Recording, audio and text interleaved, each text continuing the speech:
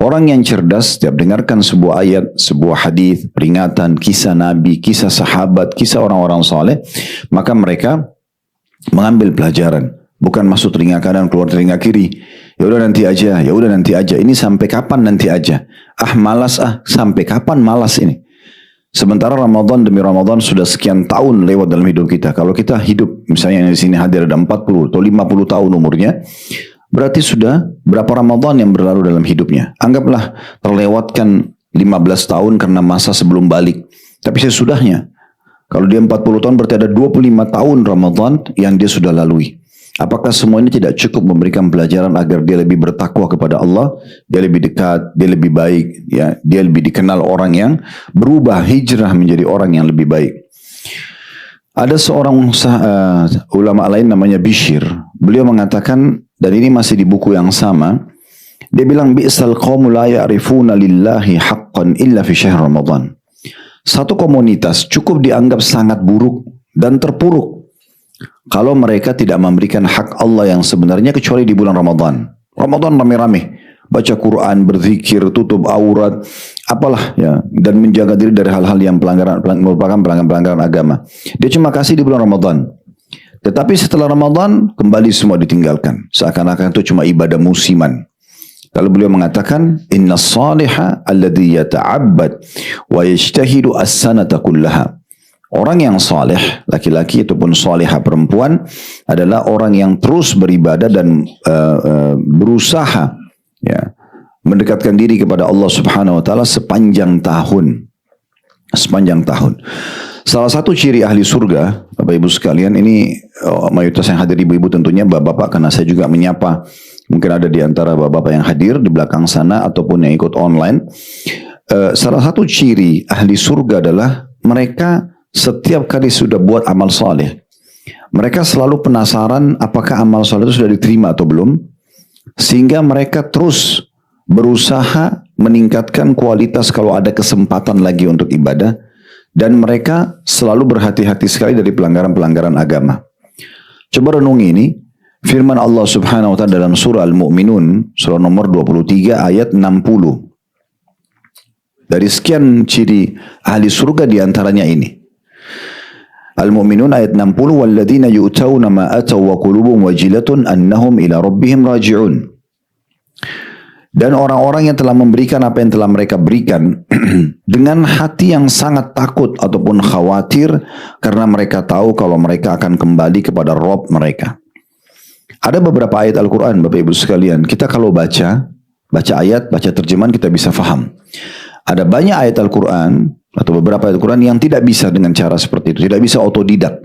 Kita butuh tafsir, butuh penjelasan. Ayat ini, Al-Mu'minun ayat 60 termasuk yang butuh penjelasan.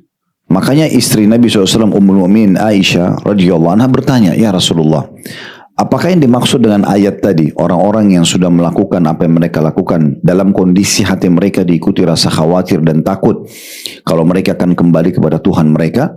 Apakah itu berarti orang yang pernah berzina, orang yang pernah mencuri, orang yang pernah minum khamar, mereka pernah buat dosa lalu mereka takut nanti kalau ketemu sama Allah dihukum? Apa itu yang dimaksud ciri ahli surga?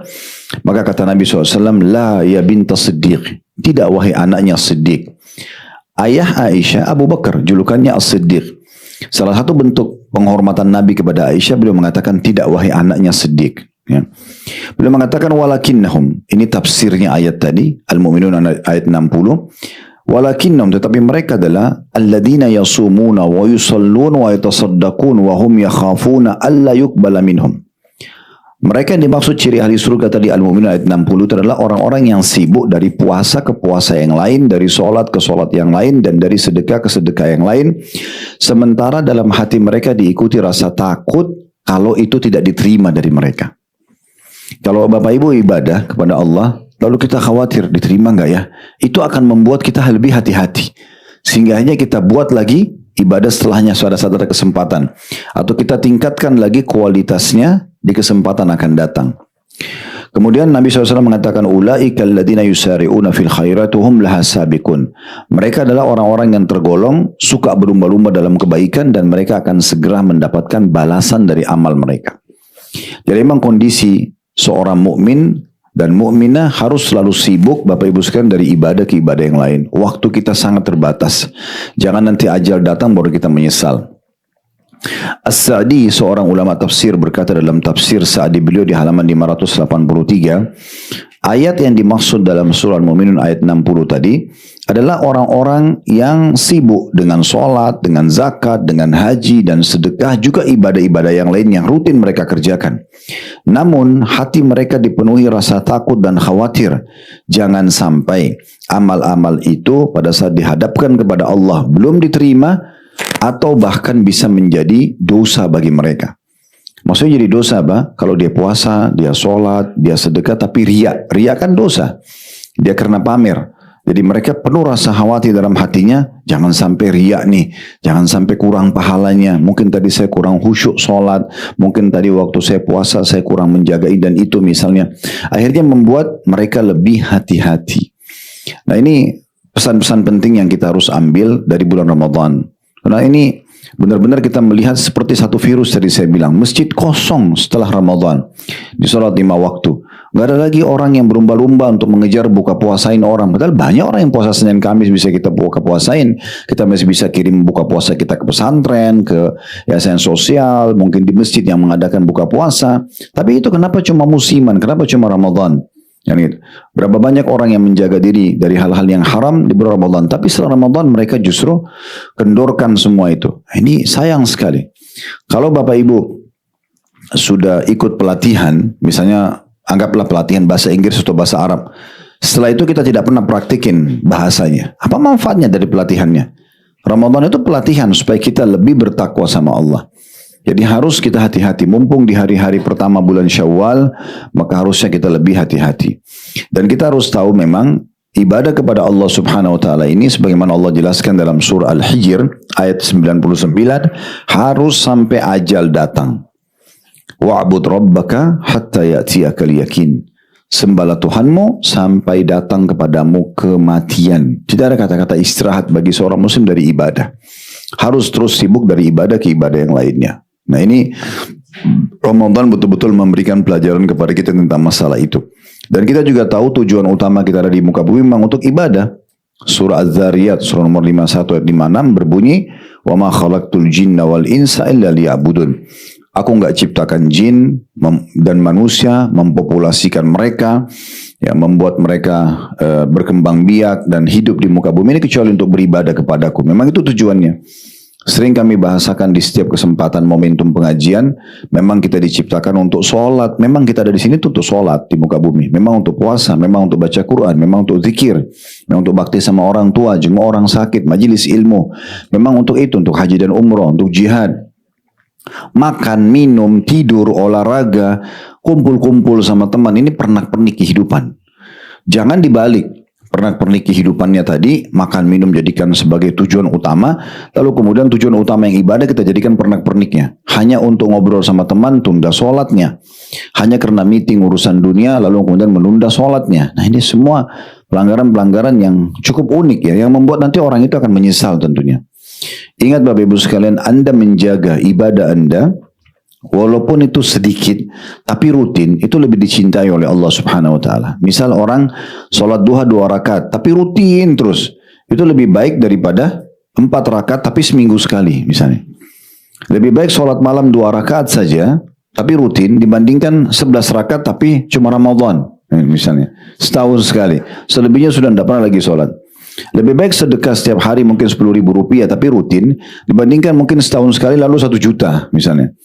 Makanya Nabi SAW mengatakan dalam hadis Bukhari Muslim, "Habbul amali ilallahi adwamuha wa inkal." Sesungguhnya amal yang paling Allah cintai itu adalah amal yang rutin walaupun sedikit. Amal yang rutin walaupun dia sifatnya sedikit. Nah ini poin-poin yang harus kita garis bawahi tentunya. Dan juga ada yang perlu kita garis bawahi, Bapak Ibu sekalian, kalau seandainya kita mau merenung lebih dalam, ada perkataan Ibnu Rajab yang sangat menarik sebenarnya. Atau saya mulai dulu dengan perkataan Al-Hasan Basri rahimahullah. Beliau berkata begini, "Wahai kaum muslimin, Beliau bicara untuk semua orang, kaum muslim di masa beliau dan sesudah beliau tentunya. Terbukti sekarang Allah masih mudahkan kita bisa menyimak perkataan beliau walaupun sudah meninggal. Hasan Basri ini hidup di tahun 100-an Hijriah. Ya. Kalau tidak salah wafat malah di 110 Hijriah gitu. Masih sudah lama sekali. Kita sekarang sudah 1446 Hijriah gitu. Maka beliau mengatakan, wahai kaum muslimin, rutinkan ibadah kalian, rutinkan amal saleh kalian. Ingatlah Allah tidak menjadikan akhir dari seseorang itu beramal kecuali kematiannya. Nanti mati baru berhenti beramal. Selama belum mati, beramal terus.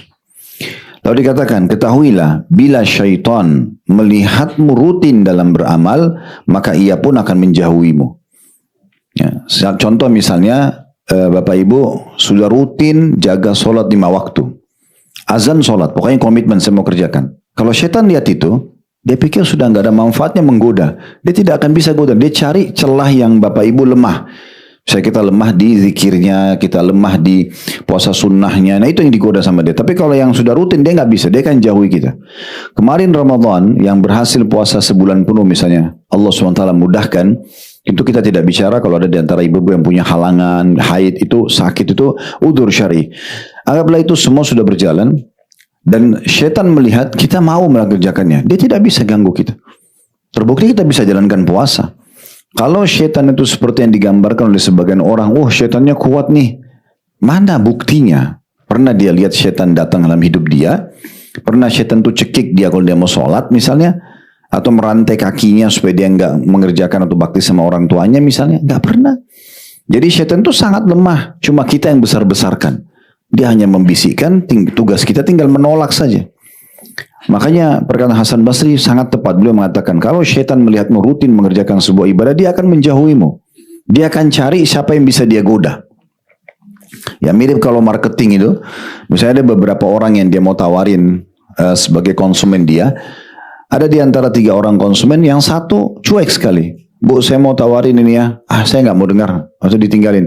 Pasti marketing itu tidak mungkin kejar dia terus, cari orang lain.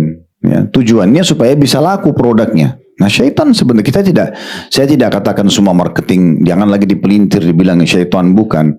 Ini sebagai contoh. Kalau syaitan itu menggunakan sistem seperti itu, dia menggoda seseorang. Kalau sudah tidak bisa, ditinggalkan sama dia. Dia cari orang yang dia bisa goda. Dia tidak akan habiskan waktunya kepada orang yang tidak mau gitu ya. Atau kalau digoda orang yang sama, dia cari celah kelemahannya. Dia tidak bisa goda lagi di ibadah yang sudah rutin dikerjakan. Lalu kata beliau, namun jika syaitan melihatmu beramal, lalu engkau ada celah meninggalkannya, memiliki celah meninggalkannya, maka syaitan akan lebih tamak untuk menggodamu. Kemudian Ibnu Rajab mengatakan, barang siapa yang melakukan dan menyelesaikan suatu ketaatan, maka tanda diterimanya ia melakukan ketaatan lainnya. Kalau mau tahu amal ibadah ibu diterima, maka berarti ibu dan bapak sibuk ibadah lagi setelahnya. Berarti menandakan amal sebelumnya diterima. Kalau habis amal lalu berbuat dosa, itu berarti tidak diterima sebelumnya. Nah, itu statement para ulama kita. Ibnu Rajab mengatakan, barang siapa melakukan dan menyelesaikan suatu ketaatan, maka tanda diterima ketaatan tersebut adalah dia melakukan ketaatan lainnya. Dan di antara tanda ditolaknya suatu amalan adalah bila seseorang melakukan kemaksiatan setelah ketaatan. Jika seseorang melakukan ketaatan setelah sebelumnya melakukan kejelekan, maka ketaatan tersebut akan bisa menghapusnya. Yang terbaik adalah bagaimana seseorang mengikuti ketaatan setelah ketaatan sebelumnya. Sedangkan yang terburuk adalah seseorang melakukan dosa atau kejelekan setelah melakukan ketaatan. Ingatlah, kata beliau, ini statement bagi saya yang paling menyentuh ya. Beliau mengatakan, ingatlah bahwa satu dosa yang dilakukan setelah taubat, setelah kita meninggalkannya, ya, adalah lebih jelek daripada 70 dosa yang dikerjakan sebelum bertaubat. Lalu beliau mengatakan, oleh karena itu rutinlah meminta kepada Allah agar diteguhkan di atas ketaatan hingga ajal menjemput. Dan berlindunglah dari hati yang suka berubah-ubah dan terombang-ambing. Jadi ini harus kita ambil pelajaran. Ya. Sebagai penutup mungkin kita renungi surah Fussilat dalam Al-Quran surah nomor 41 ayat 30. Ini tentang bagaimana kondisi orang-orang beriman pada saat diwafatkan oleh Allah Subhanahu wa taala. Pada saat mereka hidup itu mereka istiqomah, mereka konsisten menjaga ketaatannya. Allah berfirman dalam surah Fussilat ayat 30 ini, innal ladzina qalu rabbunallahu tsumma istaqamu tatanazzalu alaihimul malaikatu alla takhafu wa la tahzanu wa abshiru bil jannati allati kuntum tu'adun. Sesungguhnya orang-orang yang mengikrarkan Tuhanku Allah, dia ikrarkan dengan lisannya, direnungi dengan fikiran, dia yakini dengan hatinya, Tuhanku Allah, kemudian mereka istiqomah, konsisten, yang Allah perintahkan wajib atau sunnah dikerjakan, yang halal dinikmati, yang dilarang haram dan makruh ditinggalkan. Pada saat mereka meninggal, maka Allah akan turunkan para malaikat yang akan berkata pada mereka di saat ajal mau datang, tidak perlu kalian takut, tidak perlu kalian sedih, dan terima berita gembira terhadap surga atau atas surga yang telah dijanjikan untuk kalian. Ibnul Jauzi berkata, yang dimaksud dengan istiqamah adalah istiqamah di atas tauhid, istiqamah di atas ketaatan-ketaatan dengan terus rutin mengerjakannya, serta istiqamah di atas ikhlas, menjaga ketulusan dalam ibadah supaya bisa diterima oleh Allah Subhanahu wa taala.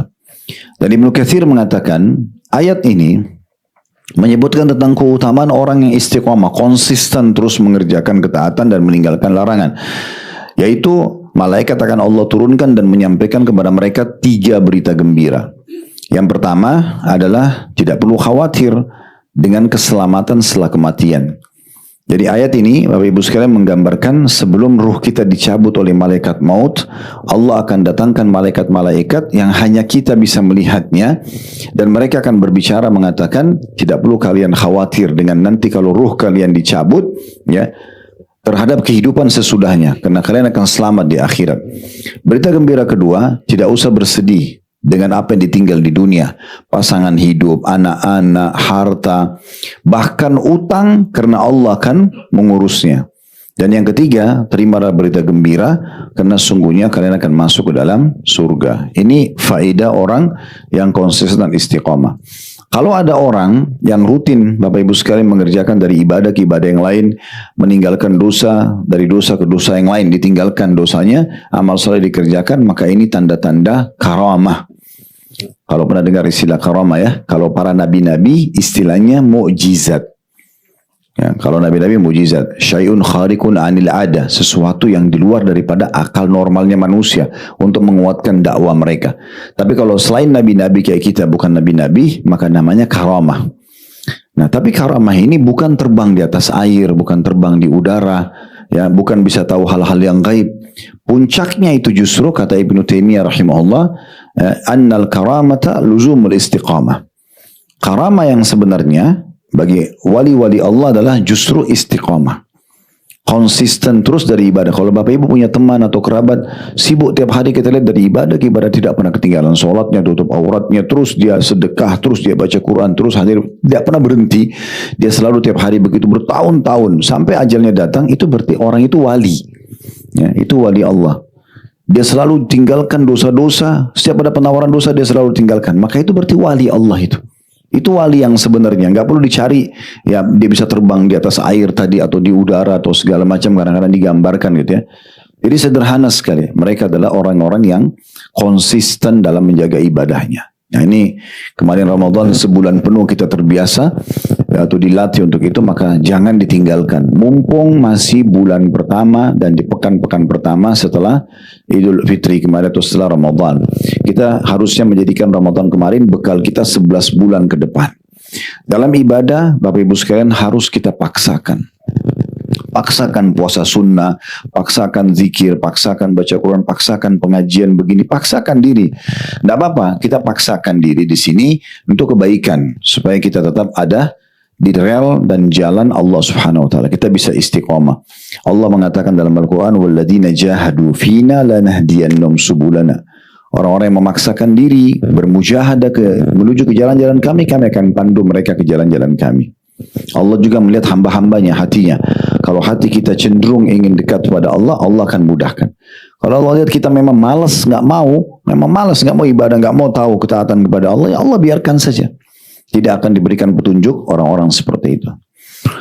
Baik, kita akan masuk ke buku kita, lanjutan bedah buku Sahih At-Targhib Tarhib, dan kemarin sempat kita libur beberapa saat karena menjelang Idul Fitri dan terutama 2 pekan terakhir sebelum Idul Fitri kemarin. Kita masih di jilid 3 di Sahih Targhib Tarhib dan masih di kitab jihad dan masih di bab yang pertama, anjuran ribat atau berjaga-jaga dalam peperangan untuk melindungi kaum muslimin dari musuh di jalan Allah Subhanahu wa taala. Itu judulnya di halaman 105 ya. Dan kita akan masuk membahas hadis kita di nomor 5 ya. Betul ya? Di nomor 5 di halaman 108. Saya langsung saja masuk ke hadis ini. Tentunya setelah mengingatkan kembali yang dimaksud dengan ribat berarti berjaga-jaga ya, Bapak Ibu sekalian.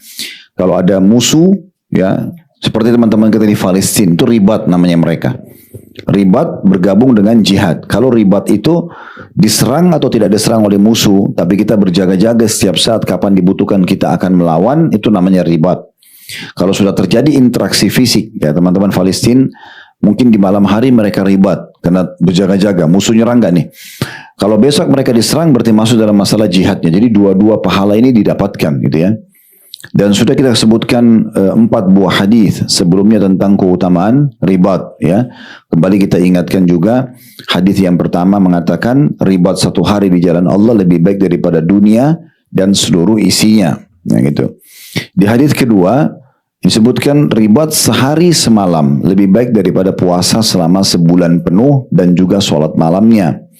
Dan kalau dia mati dalam keadaan ribat ya, tidak dibunuh oleh musuh tapi ajalnya datang. Kalau dibunuh oleh musuh di medan perang berarti mati syahid. Ini enggak, ajal datang tapi di tempat ribat. Maka semua amal yang pernah dia kerjakan selama hidupnya tetap dicatatkan pahalanya. Sholatnya, puasanya, zikirnya, walaupun dia sudah meninggal, terus seperti dia hidup mengerjakannya. Begitu juga rezekinya tetap akan diberikan, serta juga dia akan selamat dari pertanyaan mungkar nakir. Itu di hadis nomor 2 kita.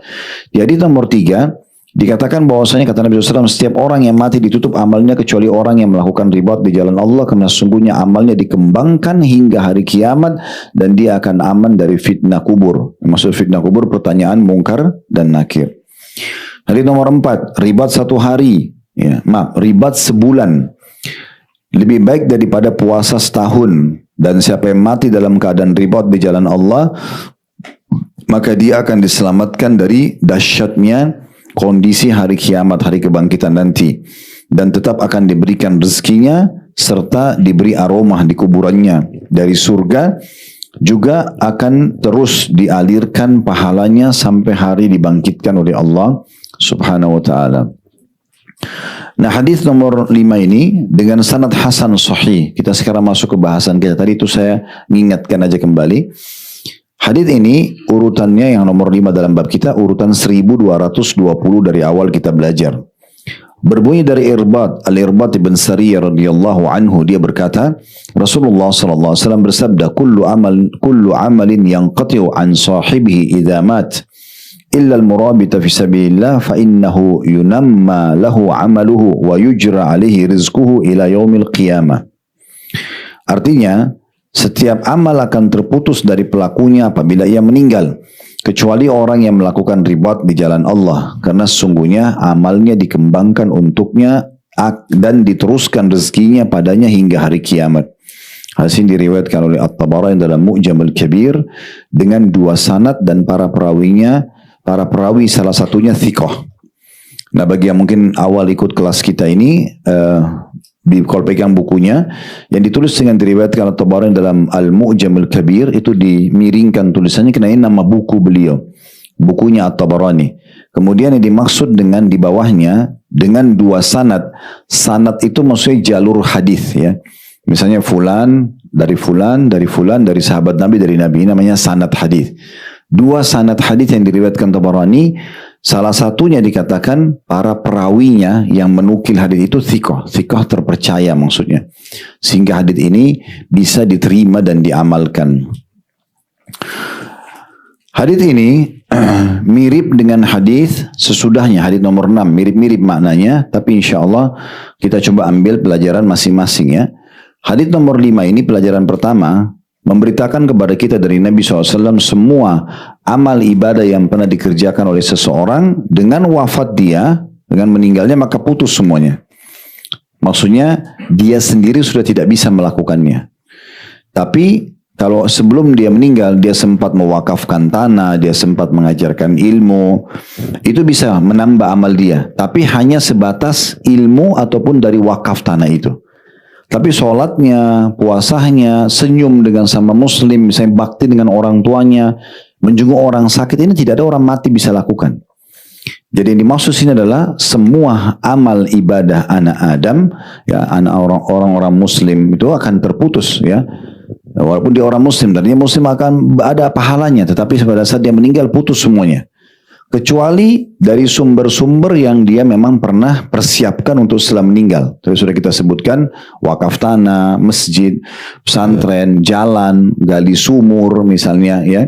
Ini pernah kita jelaskan di, kalau tidak salah di jilid 2 dulu ya, tentang adanya sumber-sumber pahala yang bisa datang bagi seseorang, diantaranya anak yang soleh, menggali sumur, kemudian sedekah yang dikeluarkan semasa hidup, dan seterusnya lah ya, ilmu yang bermanfaat diajarkan, ini semua bisa. Tetapi sumber itu hanya dari sumber-sumber ini, maksudnya yang wakaf tanah ya dari wakaf tanah aja yang bisa datang pahalanya, gitu kan, dari anak soleh jadi anak soleh aja.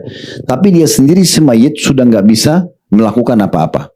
Karena di kuburan nggak ada lagi sholat, nggak ada lagi puasa, nggak ada lagi semua ibadah, kan gitu.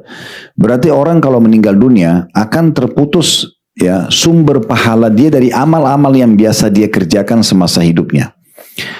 Kemudian pelajaran yang kedua, keutamaan orang yang mati dalam kondisi ribat. Nah ribat tadi berjaga-jaga di perbatasan antara muslim sama orang-orang non-muslim yang akan menyerang kaum muslimin. Mereka ini punya keutamaan tersendiri. Jadi kalau dia meninggal, orang yang meribat, bukan dibunuh oleh musuh, karena kalau dibunuh oleh musuh berarti dia mati syahid. Tapi di sini dia meninggal karena ajalnya datang, sebagaimana sudah kita singgung tadi. Semua amal yang pernah dia kerjakan tidak terkecuali sholat, puasa, zikir, baca Quran, doa, jenguk orang sakit, dia bakti sama orang tuanya, dia bantu orang susah, semuanya tidak terkecuali yang pernah dia kerjakan. Kalau dia meninggal dalam keadaan ribat, berjalan semua pahalanya. Berjalan seperti dia hidup, dia mengerjakannya. Nah ini berarti keutamaan sendiri orang kalau mati ribat. Tidak ada yang jalan seperti ini kecuali orang yang mati dalam keadaan ribat. Ya, ada hadis yang serupa dengan ini, tapi fokus ke amal tertentu saja. Seperti misalnya hadis kita pernah bahas di sebelum kitab jihad, ada kitab haji. Kalau masih ingat ada sabda Nabi SAW, siapa yang meninggal dalam kondisi umroh, ya, maka dia akan mengalir pahala umroh sampai hari kiamat. Tapi pahala umroh saja. Siapa yang meninggal dalam kondisi haji, maka dia akan dapatkan pahala haji sampai hari kiamat. Tapi pahala haji saja. Pahala sholat tidak, pahala doa tidak, baca Quran tidak. Tapi kalau orang mati dalam keadaan ribat, semuanya berjalan. Semua yang pernah dikerjakan sama dia. Seperti dia hidup, dia kerjakan. Gitu. Apa saja. Kan tidak mungkin lagi orang mati bakti sama orang tuanya, nggak mungkin lagi jenguk orang sakit, nggak mungkin lagi berzikir. Tapi karena dia meninggal dalam keadaan ribat, berarti akan mengalir semuanya. Itulah makna daripada kecuali orang yang ribat, karena sungguhnya amalnya dikembangkan untuknya, ya maksudnya terus saja berjalan. Pelajaran yang ketiga, bahwasanya orang-orang yang mati dalam kondisi ribat juga rezekinya tetap dialirkan untuknya. Nah di sini bagaimana prosesnya Allahu alam. Dari dalam kondisi dia di kuburan tetap rezekinya diberikan. Ya, seperti apa Allahu alam. Tapi yang jelas kita imani dan kita yakini orang-orang yang meninggal dalam keadaan ribat maka akan disampaikan kepada dia rezekinya. Jadi ini keutamaan yang luar biasa dan sangat wajar kalau seorang muslim niat untuk mendapatkan keutamaan seperti ini. Baik, hadits nomor 6 Bapak Ibu sekalian dengan sanad sahih di ghairihi. Yang dimaksud dengan di ghairihi artinya selainnya. Sahih berarti bisa diterima karena level terbaik dalam hadis adalah sanadnya sahih. Kalau sahih di ghairihi dia menjadi sahih karena dikuatkan dengan riwayat-riwayat yang lain. Dan ini urutan 1221 dari awal belajar berbunyi dari Abu Hurairah radhiyallahu anhu dari Rasulullah sallallahu alaihi wasallam, beliau bersabda, "Man mata murabitan fi sabilillah ujri alaihi ajru amalihi as-salih alladhi kana ya'mal wa ujri alaihi rizquhu wa umina minal futtan wa ba'athahu Allah yawmal qiyamati aminan minal faza'il akbar." Terjemahan kata Nabi SAW, barang siapa yang meninggal dalam keadaan ribat di jalan Allah, maka pahala amal saleh yang biasa dilakukannya semasa hidup terus dialirkan kepadanya. Kemudian rezekinya pun terus diberikan untuknya. Kemudian dia diamankan dari pertanyaan malaikat mungkar dan nakir. Dan yang terakhir adalah Allah akan membangkitkannya di hari kiamat kelak dalam keadaan aman dari kedahsyatan yang besar. Hadis ini riwayat Ibnu Majah dengan sanad yang sahih. Dari hadis ini kita ambil pelajaran ada 4 hal yang didapatkan oleh para murabit yang meninggal dalam keadaan ribat. Yang pertama, sekaligus pelajaran pertama, yaitu amalnya terus mengalir, ya, walaupun dia sudah tidak mengerjakannya. Tidak terkecuali ya, yang wajib, yang sunnah, yang rutin dia kerjakan atau sesekali dia kerjakan, ya, semua akan tetap mengalir. Kalau dia pernah haji sekali saja, tetap dapat pahala hajinya. Dia pernah umroh, dapat pahala umrohnya. Dia pernah zikir, dapat pahala zikir. Baik itu rutin atau tidak rutin dikerjakan sama dia. Yang kedua adalah rezekinya akan terus dialirkan untuknya. Kita tak tahu seperti apa. Karena kalau di kuburan kan, apakah memang nanti tetap akan diberikan makanan, minuman, kita tidak tahu. Tetapi rezeki akan tetap diberikan kepada dia. Ya, tetap berjalan. Jadi kan semasa hidup di dunia ini rezeki kita sudah ditentukan kan. Makanan kita, minuman kita, oksigen kita kan itu ada penentuannya. Nah, ini nanti tetap akan dialirkan kepada orang-orang yang mati dalam keadaan ribat. Yang ketiga, dia akan selamat dari pertanyaan mungkar nakir. Kalau ada yang bertanya misalnya, memang apa manfaatnya Ustaz? Selamat dari pertanyaan mungkar nakir. Ini penentuan Bapak Ibu sekalian. Kalau nanti Anda pada saat masuk di kuburan, dan pasti kita ini akan masuk ke kuburan, ketemu mungkar nakir, kalau Anda bisa jawab pertanyaannya, Anda akan selamat selamanya sampai di surga. Kalau gagal dijawab jawaban pertanyaan mungkar nakir, berarti gagal selamanya. Makanya Nabi Muhammad SAW mengatakan kalau orang mukmin meninggal dunia, maka akan datang mungkar nakir mendudukkannya. Ya, kemudian menanyakan kepadanya, siapa Tuhanmu, ya, siapa nabimu, apa agamamu gitu ya. Nanti Allah akan mudahkan lisannya menjawab. Jadi biar kita hafal selama dunia Tuhanku Allah, Nabiku Muhammad, itu belum tentu bisa jawab. Makanya Nabi mengatakan sesuai dengan firman Allah, yuthabbitullahu alladhina amanu bil qawli tsabit fil hayatid dunya wa fil akhirah. Allah akan menetapkan di lisan orang-orang beriman untuk bisa menjawab, ya, kalau ada yang bertanya tentang agamanya di dunia. Misalnya ibu dan bapak sholat, dan bapak ibu sudah tahu keutamaan sholat. Kalau orang yang tanya kenapa bapak ibu sholat, kita bisa jawab. Allah akan mudahkan. Selama kita belajar sebentar, 5 menit, 10 menit kita baca tentang keutamaan sholat, kita sudah bisa jawab. Allah mudahkan untuk menjawab kenapa kita melakukan ketaatan. Dan di akhirat, maksudnya di kuburan, pertanyaan mungkar nakir, Allah akan mudahkan dia menjawabnya. Lalu kata Nabi SAW, malaikat akan membukakan baginya pintu neraka. Lalu dia ketakutan melihat itu. Kata malaikat, lihat dari apa Allah selamatkan dirimu. Jadi ini ada berbicaraan antara kita sama mungkar nakir nanti di kuburan. Maka mungkar nakir akan mengatakan, ini lihatlah dari apa Allah selamatkan dirimu. Karena dulu kau beriman, kau amal soleh, nggak jadi masuk sini. Tapi kalau kamu kafir, munafik, kamu masuk di sini loh. Sengaja diperlihatkan supaya kita tahu, oh kita selamat dari itu ya. Ternyata selama ini saya di majelis ilmu, saya sholat, saya tutup aurat. Ini selamat dari ini nih. Nah, ditutup, dibuka pintu surga. Lalu sampai kepada dia bau wanginya surga tersebut. Malaikat mengatakan, ini tempat kamu sekarang. Maka si mayit ini berdoa mengatakan, ya Allah cepatkan waktu karena aku ingin masuk ke surgaku. Lalu datang di sebelahnya orang yang sangat tampan, bersih, wangi, dan dia sampai kagum sama orang itu. Lalu orang itu mengatakan, saya amal solehmu yang akan menemani kau sampai hari kiamat. Jadi sholat kita, puasa kita, zikir, semua itu berbentuk makhluk yang sangat indah menemani kita nanti di kuburan. Lalu kemudian Allah berfirman kepada para malaikat, bentangkan permadaninya dari surga. Lalu sampailah kepada dia wangi-wanginya surga, dan dia nikmatin surga itu tapi belum bisa masuk ke dalamnya. Jadilah kuburannya taman dari taman surga.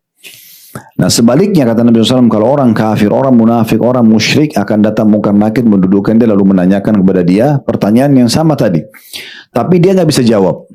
Dia cuma mengatakan, innama aqulu kama kana yaqulun nas. Saya nggak tahu, saya cuma ikut-ikut dulu orang bilang apa. Dalam riwayat lain, saya hanya pernah dengar, gitu kan. Seperti itulah, pernah dengar Nabi Muhammad, pernah dengar agama Islam, pernah dengar Tuhan Allah, tapi dia nggak buat apa-apa.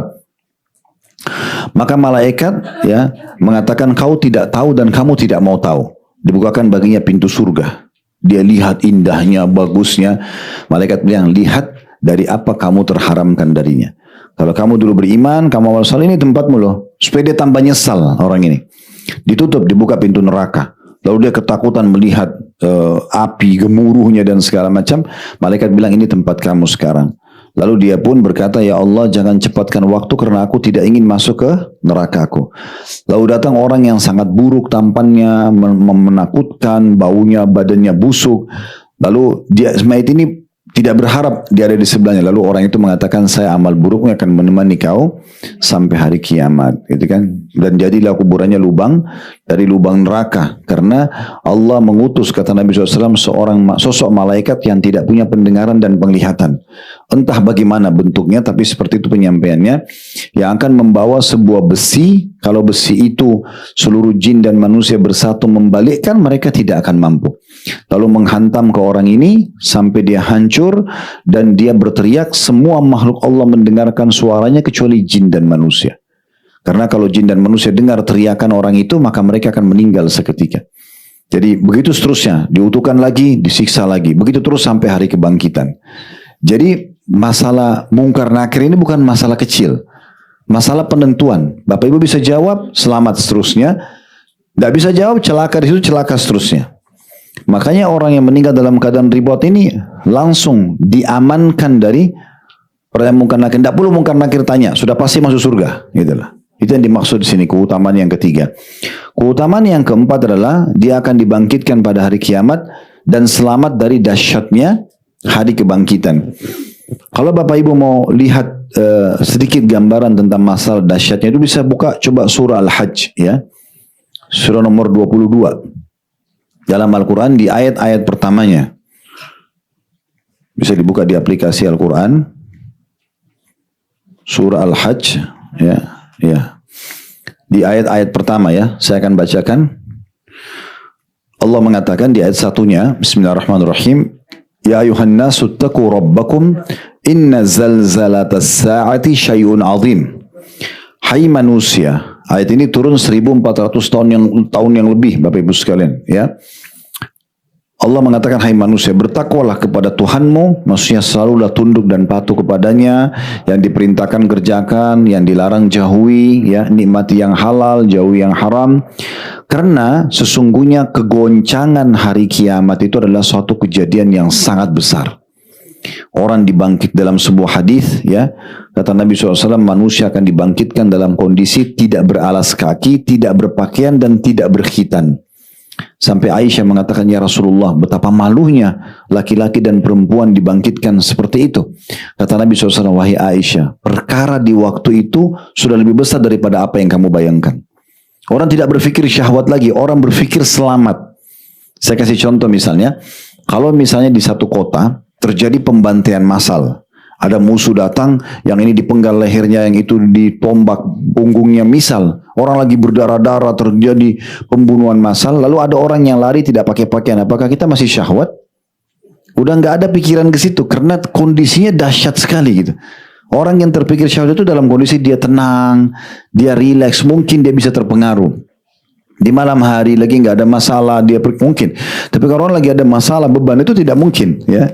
Makanya Nabi SAW mengatakan, wahai Aisyah, kala itu bukan seperti yang kamu bayangkan. Manusia ingin menyelamatkan dirinya masing-masing. Makanya dikatakan sangat dahsyat goncangan pada hari itu. Perhatikan ayat 2-nya. Allah gambarkan bagaimana dahsyatnya hari kebangkitan di hari kiamat itu. Yauma tarawunaha tazhalu kullu murdi'atin amma arda'at wa tada'u kullu dhati hamlin hamlaha wa taran nasa sukara wa ma hum bisukara walakinna 'adzaballahi syadid. Ingatlah, dalam Al-Quran maksudnya ingat itu adalah pelajarilah ya. Pada hari ketika kamu melihat kegoncangan itu, pelajari nanti bagaimana dahsyatnya supaya jangan kamu takut nanti pada saat hadir di sana. Ya.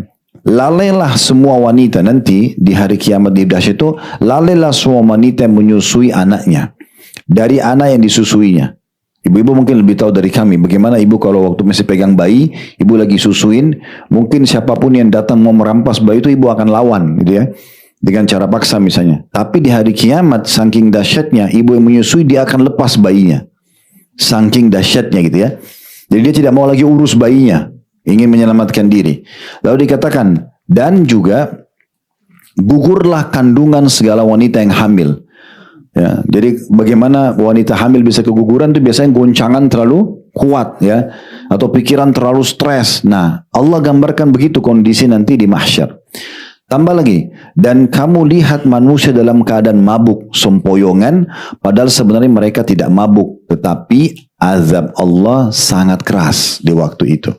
Ya, jadi ini sedikit gambaran tentang masalah dahsyatnya itu. Tentu dua ayat ini yang bicara tentang masalah hari kebangkitan. Tentu ada surah lain, ada surah Zalzalah, ada surah Qiyamah. Bisa Bapak Ibu nanti baca. Tapi saya akan kuatkan dengan beberapa hadis Nabi SAW. Beliau mengatakan nanti manusia akan dibangkitkan pada hari kiamat. Tentu tadi yang kita sebutkan hadis manusia dibangkitkan tanpa pakaian, tanpa alas kaki, tanpa khitan itu beberapa saat saja ya di awal kebangkitan. Karena kata Nabi SAW nanti orang yang pertama diberikan pakaian adalah Ibrahim alaihissalam. Kemudian semua nabi-nabi lalu orang-orang beriman dan semuanya akan diberikan pakaian. Cuma orang beriman pakaian putih bercahaya, orang-orang kafir ahli neraka dari ter yang panas, gitu kan. Jadi semua akan berpakaian, tapi pakaiannya akan berbeda, gitu ya. Di awal kebangkitan saja. Kemudian kata Nabi SAW nanti manusia akan berdiri di mahsyar dan akan tenggelam dengan keringatnya masing-masing, sesuai dengan kadar dosanya. Ada yang tenggelam sampai mata kaki, ada yang sampai lutut, ada yang sampai perut, ada yang sampai dada, dan ada yang kata Nabi SAW tenggelam dengan keringatnya. Lalu beliau isyarat sampai ke mulut beliau. Dan itu sampai dihisap, sampai datang giliran kita ditimbang amal. Jadi keringat dia tidak akan ganggu keringat orang yang di sebelah, gitu kan? Seperti itu keadaan mahsyar. Di sana orang teriak, di sana orang begini. Dan sementara di mahsyar itu ada orang yang disiksa, ya. Ada orang yang disiksa, ada orang yang dihukum, malaikat menggiring mereka, pemandangan yang sangat luar biasa gitu. Ya memang kadang-kadang kita ini walaupun tidak disiksa secara fisik, tapi kalau kita lihat orang sedang disiksa di depan kita, kita tersiksa juga. Misalnya ada orang lagi digebukin, berdarah-darah, teriak, kita juga sakit melihatnya gitu ya. Nah seperti itu keadaannya. Orang sangat dahsyat pada saat itu. Makanya perlu kita selamatkan diri. Orang-orang beriman yang Nabi bilang ada 7 golongan, Allah akan naungi, tidak ada naungan kecuali naungan Allah, imam pemimpin yang adil, kemudian orang yang hatinya terikat dengan masjid, orang yang berinfak dengan tangan kanan, tangan kirinya nggak tahu, orang yang diajak berzina lalu dia meninggalkannya, takut kepada Allah, orang yang mengingat Allah sendirian, kemudian dia menangis. Nah ini ada golongan-golongan yang Allah sebutkan, dia akan selamat nanti di mahsyar. Di antaranya orang yang mengutangkan orang lain, dia berikan tenggang waktu, atau dia memaafkannya. Ya. Maka itu juga akan dapat naungan Allah di hari kiamat nanti. Nah termasuk murabit di sini, mereka akan selamat. Mereka tidak akan dengar hiruk-pikuknya itu.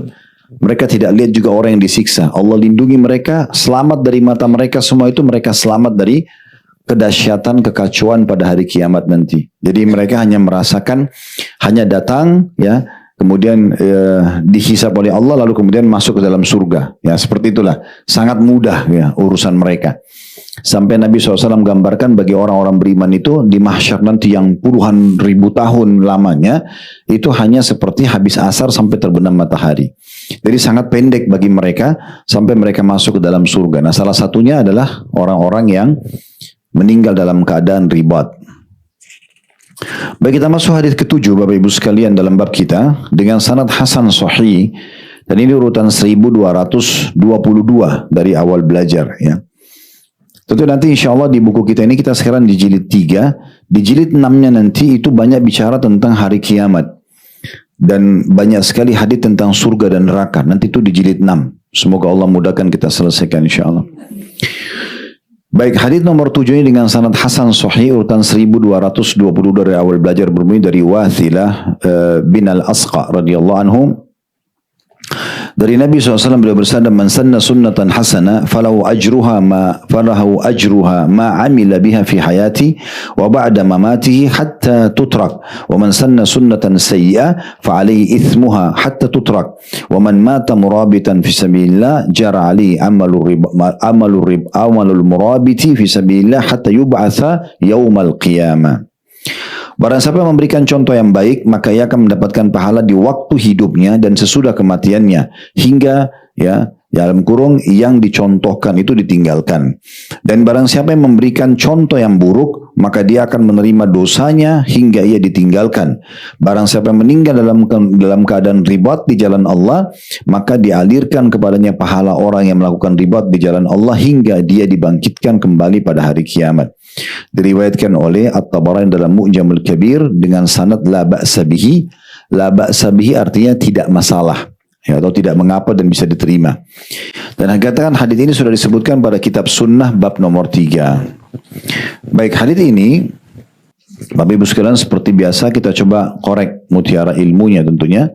Dan bab kita ini sampai hadis nomor 13 ya. Kita sekarang berada di hadis 7.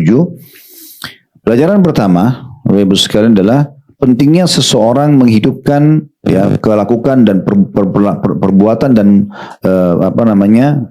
amal-amal kebaikan, dan kita menjadi contoh, menjadi pioner bagi orang lain.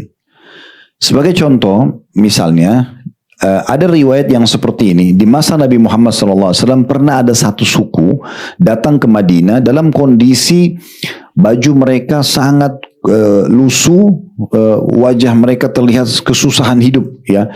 Wajahnya hitam kemerah-merahan, badan mereka kurus sekali, dan mereka hanya memiliki satu lembar baju. Dalam riwayat ini dikatakan saking miskinnya mereka cuman mengikat saja, dililit kain itu, kalau ditiup angin bisa tersingkap auratnya.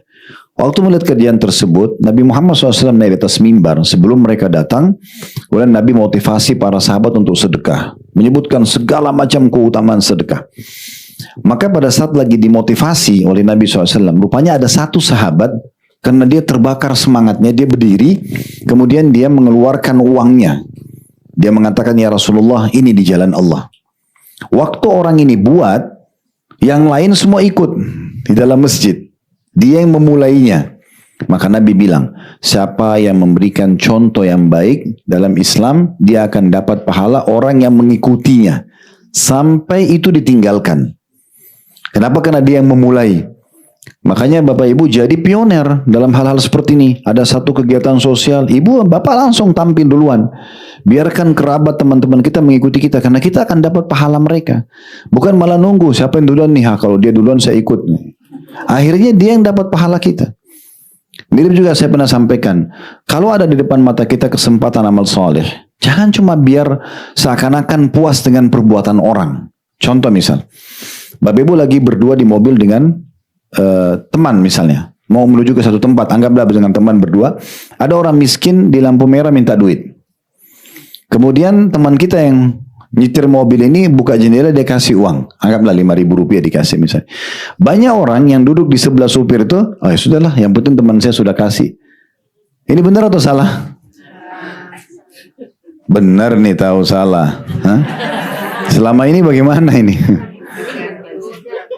Ya, kebanyakan kita mengatakan, ya sudahlah teman saya sudah kasih kan. Harusnya kita yang duluan keluarin duit, tolong titip kasih karena dia di sebelah sana. Kalau kita kasih teman kita ikutin, kita dapat pahala teman kita. Ini enggak, teman udah kasih sudahlah, seakan-akan ya sudah kamu dapat pahala di surga, dapat pahala nanti ya apa-apa, saya enggak dapat, kan gitu. Jadi harusnya kita jadi pioner, kita justru yang tampil. Kalaupun orang sudah terlanjur mendahului kita, jangan juga kehilangan kesempatan ikut dalam ibadah itu. Walaupun misalnya maaf ibu-ibu, suaminya sudah nyumbang masjid dekat rumah, ibu juga punya uang, ibu nyumbang juga. Jangan bilang suami saya sudah nyumbang, ya sudah dicatat di timbangan amal dia. Timbangan amal suami bukan timbangan amal ibu, beda. Ya, kecuali anak. Kalau anak itu memang orang tuanya panen, beda. Tapi kalau suami istri enggak. Kan suami istri itu mahram dan rahim sementara. Iya kan? Selama satu suami istri. Tapi kalau terjadi perceraian, misal sudah selesai masa iddah, seorang wanita diceraikan, sudah nggak ada rahim, nggak ada mahram, Gak bisa ibu bilang, itu dulu mantan suami saya loh, dia pernah beramal semasa saya hidup. Ada guna gini, gak ada guna gini.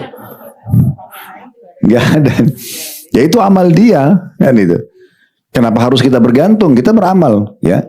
Tentu ada keadaan juga misalnya kalau sampai tidak bercerai sampai meninggal segala macam, ya, dan memang si perempuan ini setelah meninggal suami tidak menikah lagi, ya dia bisa bersama sama suaminya nanti. Tapi tetap waktu ditimbang amal, di timbangan amal itu tetap aja masing-masing. Oleh karena itu kita harusnya hadir di setiap peluang amal soleh, ya. Apakah kita jadi pionernya ataupun tidak. Contoh yang lain misalnya, Bapak Ibu misal berada di satu komunitas keluarga yang jarang sekali mereka salam, ya. Kebiasaan keluarga kalau ngumpul-ngumpul, halo atau pakai bahasa apalah, nggak ada assalamualaikum. Ibu datang di keluarga itu, assalamualaikum warahmatullahi wabarakatuh. Mungkin bagi mereka asing awalnya, tapi lama-lama salam itu jadi budaya. Mulai orang ikutin, mulai karena ibu selalu assalamualaikum, assalamualaikum. Ibu itu, nah ini sama menghidupkan sunnah Nabi SAW. Semua orang yang mencontohinya, maka kita akan panen pahalanya. Begitu seterusnya, ya, begitu seterusnya. Apa saja, kita lagi ada tamu, ya, kemudian tiba waktu sholat. Maaf ya, sudah waktu sholat, kita sholat yuk. Ajak tamunya sholat, jangan tidak enak. Apalagi kalau muslim, mungkin dia belum sholat selama ini. Tiba-tiba dia tersentuh, dia mulai ikut sholat sama ibu. Ya. Atau mungkin selama ini dia kalau ada tamu, dia tidak pernah mengajak tamunya sholat. Tapi kena lihat sikap ibu, dia jadikan sebagai sebuah pola bagi dia. Contoh, kami misalnya di kantor, saya buat peraturan di SOP, 10 menit sebelum azan, berhenti semua aktivitas. Diiklanin, di semua gedung kami ada pakai mikrofon, 10 menit lagi waktu sholat akan masuk. Udah, semua transaksi, segala macam berhenti. Semua staf disuruh laki-laki ke masjid, ya. Dan para tamu juga yang sedang ada konsumen, baik di Uhud Tour, baik di restoran, di toko, semuanya bagi bapak-bapak dipersilakan untuk sholat di musola, ibu-ibunya bisa di musola dekat kantor, dan ibu-ibunya ada musola di lantai 2, gitu kan. Kita ingatkan, kita berhentikan. Ternyata apa yang kami lakukan tadinya cuma internal nih, tapi ada beberapa teman-teman kita muslimin yang datang sana, dia pikir ini bagus, diterapin di perusahaannya. Kita tidak pernah berpikir sebenarnya, ini supaya jadi amal jariah juga. Tapi orang contohin, kan itu. Ternyata orang contohin, orang mulai juga mengingatkan pegawainya untuk sholat, mulai ada pengajian, ya. Kami di kantor misalnya terapin harus ada tahsin, perbaikan baca Quran. Dan itu kalau tidak ikut, kami keluarkan SP, surat peringatan. Gak bisa. Jadi orang biasa ke perusahaan itu SP itu kalau telat datang, tidak kerja. Ini enggak ikut tahsin SP. Harus ikut belajar. Mau nggak mau. Dan kalau mereka berhasil hafal 30 Al-Quran, kita keluarin uang 10 juta. Ini silakan. Karena hafal Al-Quran. Bisa, gitu kan. Contoh. Dan itu banyak orang yang ikutin juga contohnya. Dan terlalu banyak yang kita bisa jadikan sebagai contoh-contoh sebenarnya. Nah, seperti itulah. Dan ini dimaksud dengan potongan pertama. Ya, potongan pertama hadis ini, barang siapa memberikan contoh yang baik, maka ia akan mendapat pahalanya di waktu hidupnya dan sesudah kematiannya. Sementara dia hidup, orang contoh yang akan ikut, dia meninggal pun selama itu masih berjalan, orang masih lakukan, maka dia juga dapat pahalanya. Jangan dikatakan sini, hingga yang dicontohkan itu ditinggalkan. Kalau orang sudah tidak buat lagi, ya sudah berhenti. Tapi kalau orang masih ikutin, maka akan terus saja mengalir. Nah, mirip dengan buku yang kita baca ini ya. Ini kan buku juga contoh misalnya. Al-Mundhiri rahimahullah menyusun buku ini, lalu kemudian berkembang terus dipelajari oleh banyak orang gitu ya. Pelajaran kedua tentang haramnya memberikan contoh yang buruk. Ini kemaksiatan Bapak Ibu sekalian. Kata Nabi SAW, barang siapa yang memberi contoh yang buruk, maksudnya dosa, maka dia akan menerima dosanya hingga ia ditinggalkan. Sebagai contoh misalnya ada banyak orang, dia pergi, dia mau keluar nih malam minggu atau dia mau berzina, lalu kemudian diajak teman-temannya, ya. Pergi sama-sama ke karaoke, ke diskotik, dia yang traktir lah, mabuk-mabukannya, zinanya dia yang traktir semua sama pelacur-pelacurnya misal. Itu kan dia dapat dosa dia dapat dosa orang yang melakukannya. Kan itu. Yang jadi masalah sekarang, kalau orang yang sudah ditraktir sama dia ini, setelah orang ini misal pun sudah tidak bersama, Dia ingat, oh dulu saya pernah diajak ke diskotik ini. Dia pergi ulangi lagi orang yang pernah diajak ke karaoke itu. Oh pelacur ini dan seterusnya lah misalnya. Baru dia kerjakan, tetap dapat dosa ini. Orang yang memberikan contoh dari awal. Makanya jangan jadi contoh pionir keburukan. Ya. Jadi contoh kebaikan. Kalau ada yang datang kepada bapak ibu, ini saya mau tanya alamatnya diskotik ini di mana? Oh maaf, jangan tanya saya. Walaupun ibu tahu di pinggir sana belok kanan, enggak. Jangan tunjukin. Karena kalau dia pergi, dia semalam suntuk joget-joget situ, kita dapat dosanya. Kita lagi di rumah. Tidak cukup sampai situ, mungkin diajak teman-temannya, diajak, ini jadi dosa jariah terus nih. Jadi nggak usah jadi pionir, apalagi contoh dalam keburukan, ya. Termasuk hati-hati yang sudah hijrah, jangan menceritakan masa lalunya yang akhirnya bisa jadi motivasi orang mengulanginya. Ya, oh saya sih dulu sudah lewatin itu. Oh itu enak loh dulu begini-begini. Nah, ini kan jadi masalah. Udah sekarang cerita taubat saja. Ya, bagaimana kita taubat dan bagaimana kita ya mempertahankan dan istiqomah di dalam kebaikan. Kemudian pelajaran yang ketiga ini jadi saksi bahasan kita tentang masalah diulangi lagi. Orang yang meninggal dalam kondisi ribat di jalan Allah, maka dialirkan kepadanya pahala orang yang melakukan ribat di jalan Allah hingga ia dibangkitkan pada hari kiamat. Ini seperti tadi yang kita jelaskan. Artinya semua amal yang dia kerjakan terus akan mengalir untuknya sampai hari kiamat nanti. Baik, hadis nomor 8. Ibu sekalian yang kita bahas dan mungkin kita cukupkan sampai di hadis nomor 8 dulu ya. Nanti ke depannya insya Allah kita akan lanjutkan lagi dengan hadis-hadis yang tersisa. Hadis nomor 8 ini dengan sanad sahih, urutan 1223 dari awal belajar berbunyi dari Mujahid. Ini seorang tabi'in yang masyhur. Dari Abu Hurairah radhiyallahu anhu annahu kana fi ribati fafazia ila as-sahil thumma qila la ba's fansarafa an-nas wa Abu Hurairah waqif famarra bihi insan faqala ma yuqifuka ya Abu Hurairah faqala sami'tu Rasulullah sallallahu alaihi wasallam yaqul mawqifu sa'atin fi sabilillah khairun min qiyami lailatul qadri 'inda al-hajaril aswad.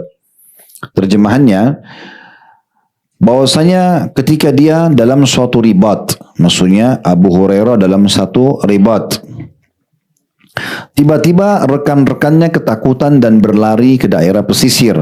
Lalu ada yang mengatakan tidak apa-apa, maksudnya musuh masih aman nih, ya, tidak usah melarikan diri, tidak usah pergi ke pesisir. Namun mereka tetap pergi, orang-orang tetap pergi dan Abu Hurairah tetap berdiri di situ. Tidak pindah beranjak dari tempat yang kemungkinan musuh bisa datang. Lalu ada seseorang yang melewati Abu Hurairah dan berkata, wahai Abu Hurairah, apa gerangan yang membuatmu berdiri di sini? Kan musuh belum datang, masih ada kemungkinan datang dan yang lainnya sudah pada pergi. Lalu Abu Hurairah berkata, aku mendengar Rasulullah sallallahu alaihi wasallam bersabda, berjaga sesaat saja di jalan Allah itu lebih baik daripada melakukan qiyamul lail di malam Lailatul Qadar di sisi Hajar Aswad. Ya, diriwayatkan oleh Ibn Hibban dalam Sahihnya, Al-Baihaqi juga meriwayatkan dan selain keduanya. Baik, dari hadis ini kita ambil pelajaran yang pertama, kedudukan Abu Hurairah radhiyallahu anhu, ya. Sebenarnya kita bisa katakan kedudukan Mujahid dan Abu Hurairah, tapi ada footnote di bawah, menurut Syekh Albani, Mujahid ya tidak menyampaikan atau tidak bertemu dengan Abu Hurairah. Namun di sini yang perlu kita garis bawahi adalah langsung saja kepada kedudukan Abu Hurairah sahabat Nabi, karena ini kisah tentang beliau. Dan sudah kami sampaikan di awal kelas hadis kita ini, kalau ada seorang sahabat yang menyampaikan kronologis hadis kejadian seperti ini, maka tentu akan kita sebutkan sebagai keutamaan beliau. Pelajaran yang kedua, bahwasanya pentingnya orang hadir di medan jihad di saat memang ada kesempatan, ya. Dan sudah pernah kita jelaskan hukum jihad bisa fardu ain, bisa fardu kifayah, bisa sunnah, ya. Fardu ain maksudnya wajib individual. Itu terjadi di 3 keadaan, Bapak Ibu sekalian. Kalau pemimpin negara memerintahkan kita jihad, kayak waktu Indonesia dulu negara kita dijajah oleh Belanda, lalu misalnya oleh Jepang atau oleh Portugis di beberapa daerah, pemimpin kita mengatakan ayo lawan. Nah, seperti itulah ya. Itu namanya fardu ain. Nah, semua individu di Palestina sekarang ini fardu ain, Bapak Ibu sekalian. Mereka wajib melawan musuh secara individual. Kalau pemimpin menyerukan, atau musuh sedang menyerang, atau perang sedang berkecamuk. 3 keadaan ini semuanya wajib ain, wajib individual. Jadi laki-laki perempuan sama. Ibu pun berperang kalau sudah berhadapan sama musuh, gitu kan. Kemudian ada fardu kifayah. Wajib tapi tercukupi kalau sudah ada yang mengerjakan. Kalau teman-teman kita di Palestina hukumnya fardu ain sekarang, wajib individual, maka kita di Indonesia dan negara-negara lain fardu kifayah. Artinya tercukupkan karena mereka sudah berperang. Kita bantu dengan yang kita mampu, uang, doa, ya. Kecuali presiden kita menjuru misalnya, semua umat Islam yang mau pergi ke Palestina silakan perang, misal contoh. Nah itu kita pergi kan gitu. Nah ini fardu kifayah. Atau sunnah. Sunnah itu misalnya ada wilayah yang kemungkinan terjadi cekcok antara muslim dengan non muslim. Lalu kita pergi ke sana, niat kalau terjadi perang kita mau berperang gitu ya. Itu sunnah. Nah seperti itu gambaran tentang rincian hukum-hukumnya gitu ya. Nah di sini pelajaran yang kedua adalah bagaimana seorang muslim tentu peduli dengan masalah seperti ini ya. Kalau di masa sekarang kita bisa ikut serta dengan teman-teman kita di Palestina dengan menyumbang ya. Karena jihad itu bisa dengan harta dan jiwa. Jadi nyumbang bisa melalui Basnas, bisa melalui yayasan-yayasan sosial yang sudah mendapatkan izin, maka silahkan Anda menyumbang dan jangan sia-siakan. Sekarang juga online pun hampir semua iklan biasanya kalau Anda tonton sesuatu, ada biasanya muncul iklan tentang bantuan Palestina. Ya sudah, jangan di skip, bantu aja semampunya gitu ya. Ikut partisipasi berapapun, yang penting kita sudah ikut bantu ya. Karena itu termasuk jihad di jalan Allah Subhanahu wa taala. Pelajaran yang ketiga adalah pentingnya seseorang muslim memiliki ilmu agama dalam setiap ibadah yang dia kerjakan. Di sini sikap Abu Hurairah, Bapak Ibu sekalian, waktu orang-orang di medan perang itu meninggalkan lokasi perang tadi, karena mereka anggap musuh akan datang, tapi akhirnya beritanya tidak jadi datang. Dan mereka meninggalkan lokasi itu buru-buru. Abu Hurairah tidak buru-buru meninggalkannya. Ini kenapa? Karena dia punya ilmunya. Dia tidak mau buru-buru meninggalkan lokasi tanah yang dipijak itu. Kalau masih ingat, di beberapa bab di jihad ya, kan sebelum ini kan sekarang bab ribat ya. Ada banyak hadis yang berhubungan dengan masalah keutamaan jihad, diantaranya makbarrat qadama abdim sabili fatamassuhun nar. Tidak akan disentuh oleh api neraka 2 telapak kaki yang tersentuh debu medan perang. Jadi kalau ada orang yang sempat masuk di medan perang, dia tersentuh debu medan perang, itu ada jaminan tidak masuk neraka. Selama tentu dia hidup nanti dalam keadaan Islam ya. Karena memang ini mahal sekali untuk hadir di medan perang, itu kan butuh keberanian, pengorbanan. Tapi kalau orang sudah lakukan, maka itu ada keutamaannya. Makanya Abu Hurairah di sini mengambil sebuah sikap yang unik. Dia tetap tunggu sesaat, walaupun tidak ada musuh, karena memang dia punya ilmunya. Itu yang disebutkan oleh beliau. Bahwasanya saya mendengarkan, waktu ditanya, kenapa Anda berdiri di sini? Kata Abu Hurairah, karena saya mendengarkan Rasulullah SAW bersabda, yaitu hadisnya, berjaga sesaat, walaupun cuma hitungan detik, ya, di jalan Allah. Karena saya sekarang masuk dalam satu tanah ini, lokasi tanah ini, yang ini kemungkinan besar musuh masih bisa datang. Itu kan berarti ribat. Sesaat di sini ribat seperti jalan Allah, walaupun hitungan detik, lebih baik daripada qiyamul lail di malam Lailatul Qadar di depannya Hajar Aswad. Itu. Nah berarti menandakan sesaat ini lebih baik daripada malam Lailatul Qadar. Itu luar biasa. Yang kita tahu lebih baik daripada 1000 bulan gitu ya. Berarti ini luar biasa pahala yang bisa didapatkan gitu. Pelajaran terakhir yang bisa kita ambil, yang kelima ya, pelajarannya tentang masalah keutamaan sholat ya, dan mengejar Lailatul Qadar di depan Hajar Aswad atau di Masjidil Haram gitu ya. Jadi selama Allah Subhanahu wa taala mudahkan rezeki buat Bapak Ibu sekalian, dan ini sebenarnya kalau menurut saya ya, umroh, haji, jihad, ini sebenarnya tergantung kita bagaimana order kepada Allah. Kalau sering kali kita mengatakan, ya Allah mudahin saya umroh setiap bulan atau setiap tahun atau setiap akhir Ramadan, itu Allah kasih. Tapi kalau kita bilang, sudahlah saya sudah pernah umroh, nggak apa-apa deh, sudah cukup. Ya udah, sesuai dengan niatnya. Ya, sesuai dengan niatnya. Makanya saya sering ingatkan jemaah kami kalau lagi umroh haji, Bapak Ibu sebelum tinggalkan Mekah berdoa. Dan ini contoh yang diberikan kepada kita dari para salafus saleh. Berdoa sama Allah, ya Allah jangan jadikan ini adalah kedatangan terakhirku, gitu kan? Itu yang dilakukan oleh tabi'in yang bernama Zakwan ibn Kaisan. Julukannya Taus atau burung merak. Karena orang ini sangat tampan, pintar, kaya, soleh, luar biasa gitu. Maka dapat julukan burung merak atau Taus. Dia terus berdoa seperti ini sampai akhirnya dia berhasil mengerjakan haji 40 kali. Dan di haji ke-40-nya setelah meninggalkan Arafah di Muzdalifah baru beliau wafat dalam kondisi berihram. Nah, berarti mendapatkan keutamaan yang hadis pernah kita jelaskan, sampai meninggal dalam kondisi haji dia akan dapat pahala haji sampai hari kiamat. Tapi ini karena orderan dia minta gitu ya. Ada juga sebagian salaf itu yang mengatakan, ya Allah jangan jadikan ini kedatanganku terakhir. Setiap tahun dia bilang saya haji. Sampai sudah puluhan kali dia haji, baru dia mengatakan, didengar oleh orang-orang sekitarnya, saya sebenarnya sudah malu sama Allah untuk mengulangi doa ini. Di waktu itu dia meninggal.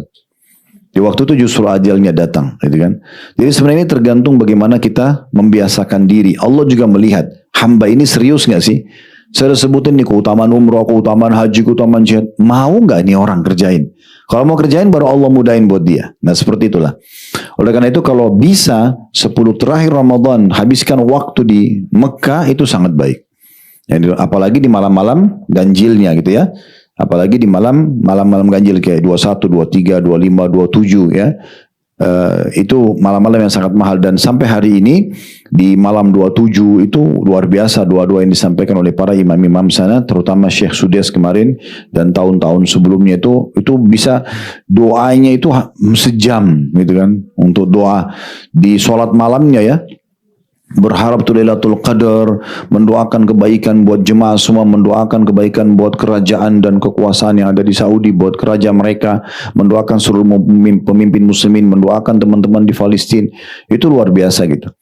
Tapi di sini kita bisa lihat dari perkataan Nabi SAW bahwasanya Qiyamul Lail di malam Lailatul Qadar di sisi Hajar Aswad, berarti dekat Ka'bah itu jauh lebih afdal Lailatul Qadar dibandingkan tempat lain. Itu mungkin karena ada hubungannya dengan 100.000 pahala sholat ya. Kalau sholat sendiri ya. Ini sedikit saya mencoba merenungi lagi kembali bersama Bapak Ibu sekalian. 100.000 pahala sholat di Masjidil Haram itu maksudnya 100.000 kali ya. Jadi gini, kita sholat duhur sekali di Mekah sama dengan 100.000 kali duhur di Indonesia. 100.000, jadi gini. Salam 4 rakaat nih, sholat lagi yang kedua, salam, sholat lagi yang ketiga, sampai 100.000 kali. Ini berapa lama untuk kita selesaikan duhur 100.000 kali? Di Mekah 1 kali saja. Itu kalau sholat sendiri. Kalau sholat berjamaah dikali 25 kali lipat, berarti 2,5 juta kali sholat. Jadi nggak ada nilainya uang yang dikeluarkan gitu ya. Ya, itu poin penting untuk kita jadikan sebagai program antara kita sama Allah Subhanahu Wa Taala. Minta saja. Ya minta. Saya cuma berbagi pengalaman waktu sebelum ada travel. Saya pernah bilang sama istri, enak benar orang yang punya travel ya, bisa bolak-balik kapan saja mereka mau pergi ke Mekah bisa gitu ya. Semua kami berdoa ya mudah-mudahan Allah mudahin kita punya satu waktu. Nggak lewat 2 tahun dari waktu itu kecuali kami sudah punya travel. Dan sekarang setiap saat mau berangkat bisa saja. Setiap saat bisa saja berangkat gitu. Dan itu sebenarnya berarti tergantung kita minta sama Allah nih. Tergantung Allah lihat keseriusan kita. Mau gak sih orang ini bolak-balik datang ke rumahku. Mau tawaf, mau sa'i gitu ya. Dia merengek, dia minta ya Allah kasih. Begitu juga dengan ibadah-ibadah yang lainnya. Allahu a'lam. Baik, ini yang kita bahas insya Allah. Kalau ada pertanyaan masuk silahkan. Kita nanti insya Allah akan lanjutkan ke depannya. Hadis nomor 9. Ya, sampai yang Allah mudahkan, karena bab kita ini sampai hadits nomor 13 ya. Baik, kalau ada benar dari Allah silakan diambil dan diamalkan Bapak Ibu sekalian. Kalau ada salah dari saya mohon dimaafkan dan saya beristighfar kepada Allah Subhanahu wa taala. Subhanakallahumma bihamdika asyhadu an la ilaha illa anta astaghfiruka wa atubu ilaik. Wa sallallahu ala nabiyyina wa habibina Muhammadin wa alihi washabihi wasallam wa akhiru da'wana alhamdulillahi rabbil alamin. Wassalamu alaikum warahmatullahi wabarakatuh.